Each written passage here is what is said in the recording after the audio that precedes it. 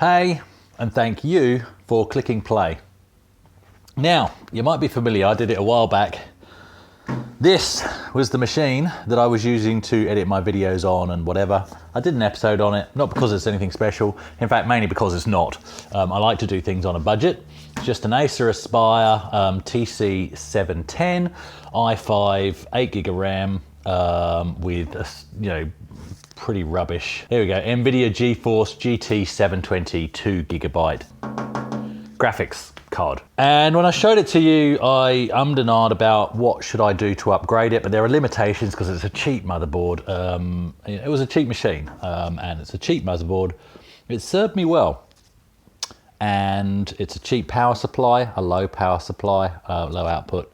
So if I did upgrade the graphics card, I may have been limited as to what I could do because of the limitations of the power supply as well. So I could do that, but let's say that would cost me, say, $250 and it would give me some improvement. Could upgrade the RAM, could put a solid state in, blah, blah, blah. So that was always an option. Clearly, that's not the machine that's in use. You could see my machine is in the background there, it's up and running. This isn't plugged in at all. So what happened was my nephew from my wife's side, so one of my nephews called Adam, he had upgraded his gaming PC and he sold me his old gaming PC for $150. And it kicks this thing's butt. Okay, so on the desk then, here is the Acer that is now defunct. We'll come back to that. But just as a size comparison, get a pull a hernia again. Here's the machine. Oh, we're gonna need a bigger tripod. Oh, what's going on? Oh, let's just wind you up there, and no, that's not big enough to get this in shot in one. It's a massive tower. Look at this. This is fantastic. So it's in a Centurion Coolermaster case, as you can see there. Let's get rid of the Acer because we need all the desk space we could get for this. There we go. So I'm gonna have to do some panning around and stuff, but I'll do a gratuitous rotate for now. Intel Core i5 sticker, buttons neatly placed down the side there.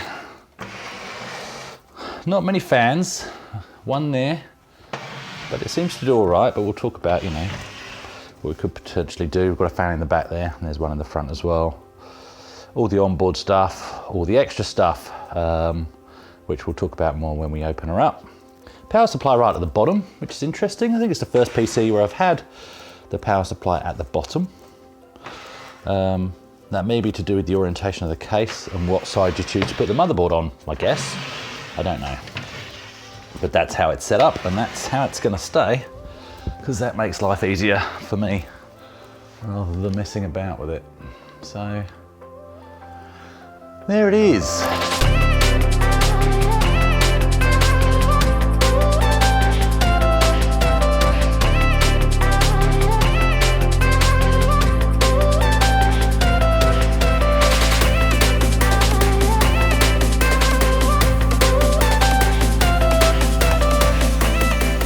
Just having a quick look at the front then, there's certainly some room for expansion on the front bays as well, but what we've got out of the box is we've got two standard USBs, you've got your audio in and out, standard at the front, you've got two USB 3s at the front.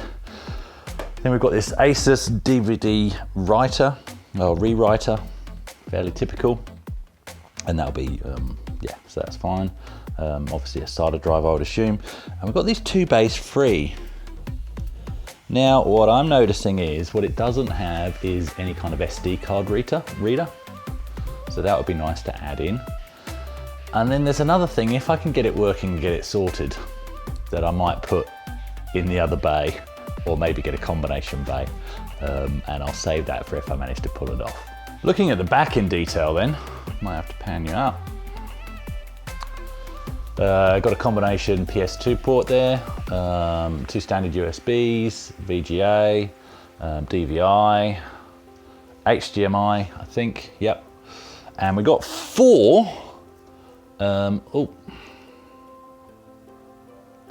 Then we've got 4 USB 3 slots here. Got Ethernet, and we've got our audio ins and outs here for the onboard sound, which is nice. If we go further down, that's where we've got that GTX card sticking out there. I'll just move these antenna out of the way. You've got your DVIs and your HDMIs there, which is nice. And then when I got it off Adam, I only had the onboard network and there's no onboard Wi-Fi. So I added this Wi-Fi card. And the Wi-Fi card I put in there is just one of these. So it's just the cheapest one I could get, TP-Link, which does the job, but I do find sometimes it completely drops out to the point that it can't find any networks. It only does it very occasionally. And you have to actually reset the adapter to make it work again. So probably not the best choice, but it was cheap. And when it's on, it actually sees my modem in the other room. It's an awkward house, this one, but it sees it absolutely fine. That's the right side to go in through. Remove the side panel. Okay, so it's a gigabit motherboard. I'll get the specs off the BIOS, but let's have a look around it, shall we? I'll take you in closer. Gigabit ultra durable, for whatever that means. You can see the writing there for yourself, but we've also got a massive Coolermaster heatsink over the i5 with a massive fan. Needs a bit of a clean. And we've got 2 sticks of 8 gig Corsair RAM, and so we've got 2 slots free as well, because you've got 4 slots available there, unlike my old Acer. So that's nice too. We've got the SATA drive, the DVD drive there, so that's obviously, you know, what we'd expect to see. And then down the bottom here, no cable management to speak of going on, but that's fine. I'm not really into, you know, at the end of the day, it's not an open case or a glass case. We've got the 2 mechanical drives there, so that's good. And we do have some M.2 slots. I forget where they are, but I did spot them. There is that. Now look at this. That's that Wi-Fi card that I put in. So that's quite interesting. And my comment here was, if you watched my last week's episode of me adding a 3DFX card to a Windows 98 machine, and I did sort of hit the whiskey because it was such a pain getting it working. Glorious once I got it working, you know, but the modern day, we really are, you know, very lucky in terms of this was literally push that in, turn the machine on, and there was nothing else to do. That was literally it. These are the things that excite me here. In fact, you can probably see one nice and clear. In fact, you can see them all because they've got the text actually through the pins. Can you see that? On the left there, we've got COM. And just to the right of that, we've got LPT. So I can actually add a serial port to the back of this machine, so I can get it to talk to the Amiga through Amiga Explorer, and I can add a parallel printer port. Those things have to be done. I'm sorry, that's happening. This machine is getting old school ports hanging out the back. That's a given. And look at the number of slots I've got available to me are there, so that's easy. And there, look at that. We've got the GeForce GTX graphics card sitting there. So what's the brand? Galax. So I'm very happy with that. This is a very nice machine. As you can see, it's all quality components. This isn't a cheap board at all. So this is worth keeping. This is worth reinvesting more into if I feel the need to add more RAM, upgrade the graphics card. Oh, and let's talk about how restricted I am. I don't think I'm restricted too much. We've got a 650 watt power supply here. So I think we're absolutely fine. That's a Corsair power supply as well. The M.2 slot is there. And the riser for the screw is here with a couple of holes here for different lengths. So that's where your M.2 drive could go if I did choose to do it. But you know what? It's working. It boots nice and fast. I'm probably tempted to leave it as it is. Nothing's plugged in, of course, but powering on.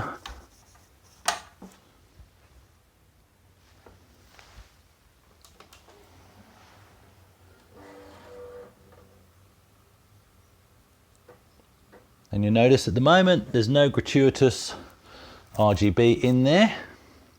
I'm sure we can fix that. But what we do have, the fans are working front, back, top, and there's another fan just through there.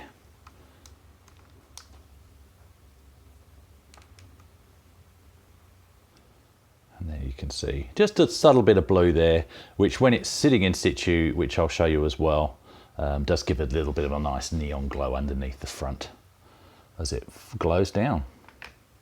Nice and quiet machine, despite all those fans, and despite the fact that it needs a damn good clean. I've just noticed that in the back, the motherboard itself actually has some nice power up lighting as well. So that's not bad. That's nice and tasteful all the way up the back there. Look at that. Oh, yeah, I like that. I do like that actually. That's tasteful. So there you go, because I knew somebody would ask. The motherboard is a gigabit UEFI dual BIOS. In the system information, the model name is Z170M-D3H. Total memory size is there, 16 gig, and it's got the memory frequency there, which is 2.133 from the look of it. So yeah, I'm assuming DDR4. You can tell, I've no idea. I just don't know. There we go. Okay, like I said, mechanical hard drives. I'm just going to boot it up and hit my stopwatch at the same time. And let's see. Now, I have booted it once, because obviously after you've unplugged everything, plugged it back in again, it sort of resets itself. But now that that's cached, let's see how long it takes to start up. So this was a full power down. Now I'm going to do turn on.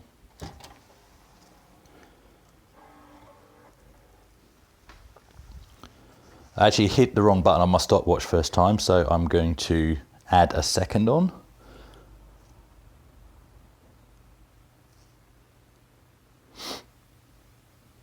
So, I mean, like I said, it could benefit from a mechanical hard drive. Mechanical hard drive, what am I talking about? A solid state. But it's, you know, you don't need one.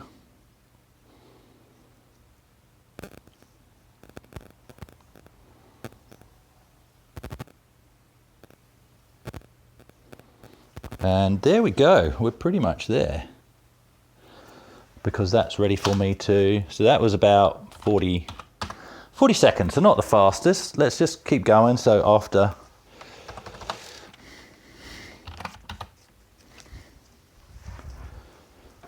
pinning in, we're up. Okay, so, you know, 40 to 50 seconds, so not too bad. And part of that was me stuffing up the stopwatch and other things like that. So yeah, and there she is in situ. I need to add more venting, but it's actually not struggling with the nice lights on the front there.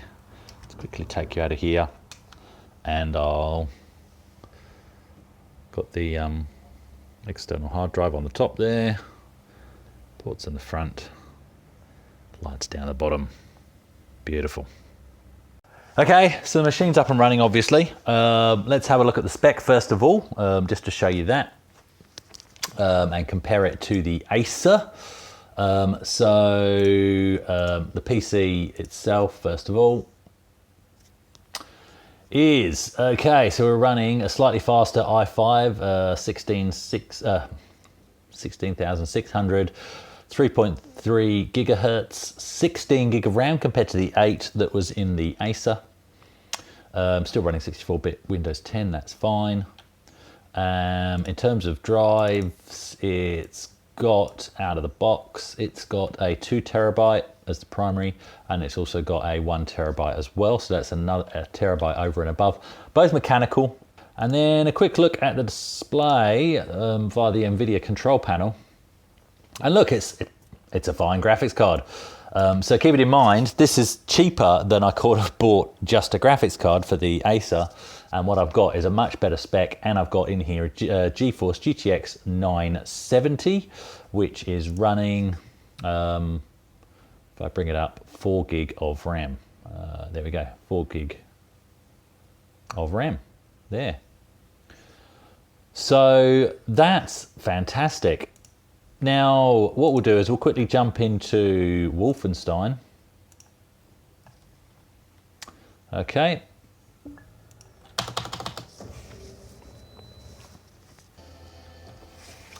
Okay, now see, if you remember on the Acer, this is on the 2 gig graphics, running at a native resolution for the screen, which I think was still 1080 actually, it was dropping in a particularly rainy fight scene to about 12, 10, 8 frames per second. It really wasn't very pleasant.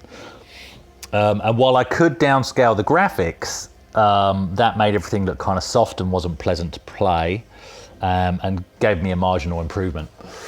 If you remember, I then played it on this Dell laptop, which is a Ryzen 5 with Vega 8 graphics built in, and that plays a lot nicer. But even that, even though it was a lot more playable, that was dropping to about 20 frames per second in the same scene.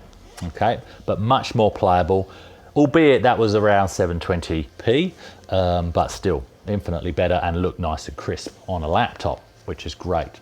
Let's just have a look at what we got here. So if I jump into options and go over to video, you'll see I'm running at full 1080, 16:9. Okay, if I go into advanced options, you'll see if I go graphics quality, I don't know why this doesn't save. I'm going to actually jump it into ultra.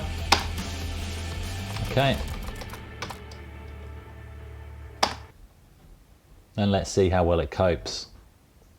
So graphics are set to ultra. Yep, we all agree. That's set to ultra. Let's go back. I need to apply it here as well, do I? No, because I haven't changed anything, right?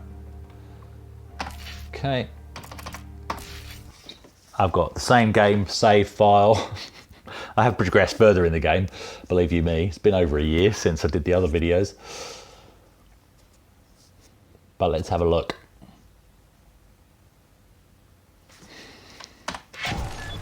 Same rainy scene in ultra.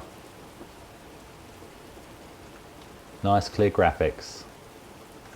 We are at 60 frames a second. I don't know if it's capped. I don't know if it's capped because I don't really play with frame rate. As you know, it's how playable is it? That's what I'm interested in. Let's get some action going. It's dropped to 59, but that's as low as I've seen it drop. Let's get some fighting going. This is pretty much the same things we're doing. 61 frames a second, so it's clearly not capped. So it does seem to bounce off like a rev limiter off the 60 frames per second thing.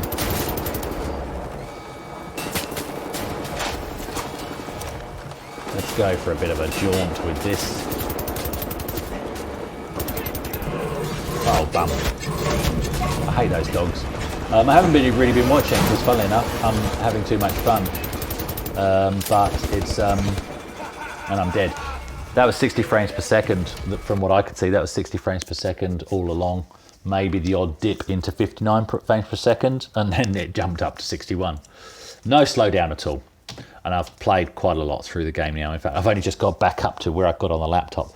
This game, unfortunately, doesn't have cloud save states. But yeah, so I'm over the moon with this. And of course, this is running OBS Studio in the background to get the screen capture going as well. It's absolutely fine. Let's do this a bit more bold this time. Ah, oh, it's the dogs. I hate the dogs. Look at this, this is fantastic. 60 frames per second still. No way.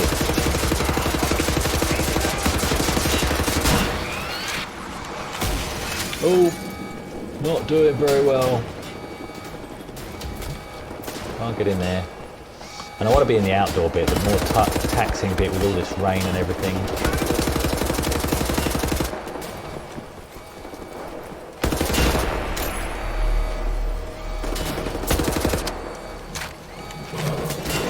Another dog.